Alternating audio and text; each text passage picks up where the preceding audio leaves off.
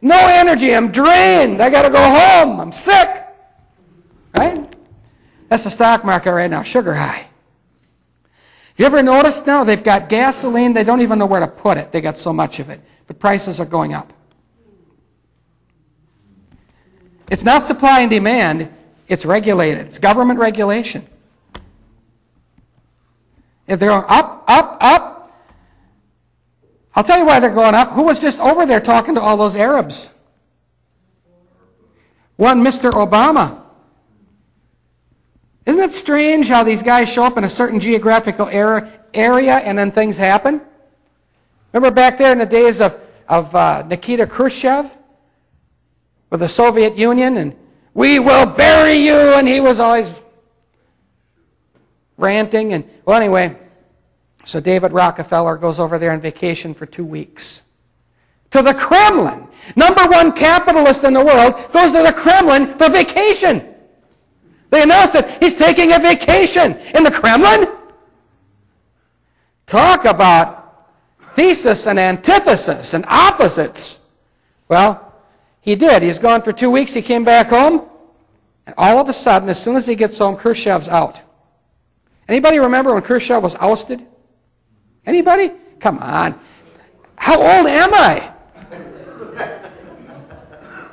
See, I've got a problem. My problem is I remember everything. I can't help it. I always did. Just not everything, but details and dates and history and all this stuff. It's always been like Velcro for me. It just sticks, and sometimes I wish it wouldn't.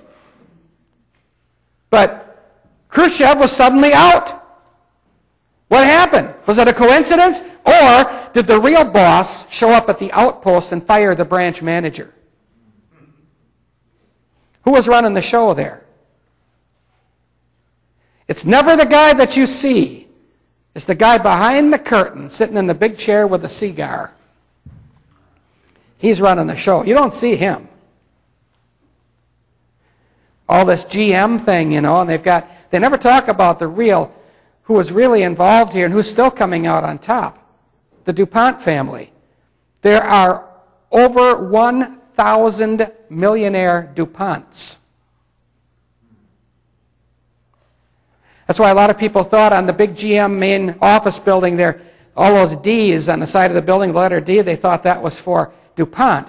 Actually, the founder of the company was Will Durant. That's why they have the D's on there.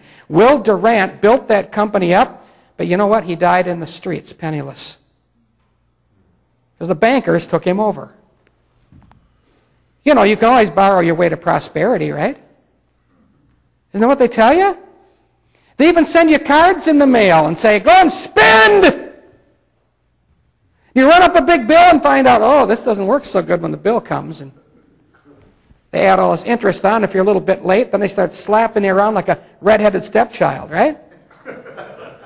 Huh? They do! They are meaner than snakes. Well, I'll tell you, I'm looking for a better place than what we've got right now. Because everything is failing. Everything is crumbling. But now Obama's going to fix the medical industry. Now that he got back, raised the price of fuel after visiting with the Arabs who produce the oil, the OPEC nations, and over there with Chavez, did you ever notice how he's got that big toothy smile for dictators? Other people, if he's talking to Sarkozy or if he's talking to Gordon Brown or somebody, he's just got his normal expression, which isn't very good either. But when he gets around a dictator, big smile, ear to ear. He has an affinity with them. So everything is failing on purpose.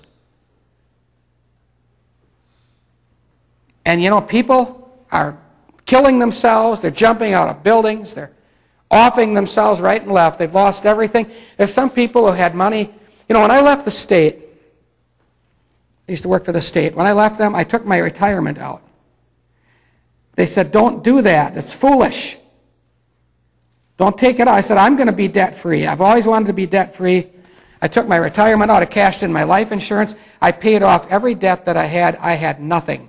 I didn't owe anybody a nickel, and I had no money.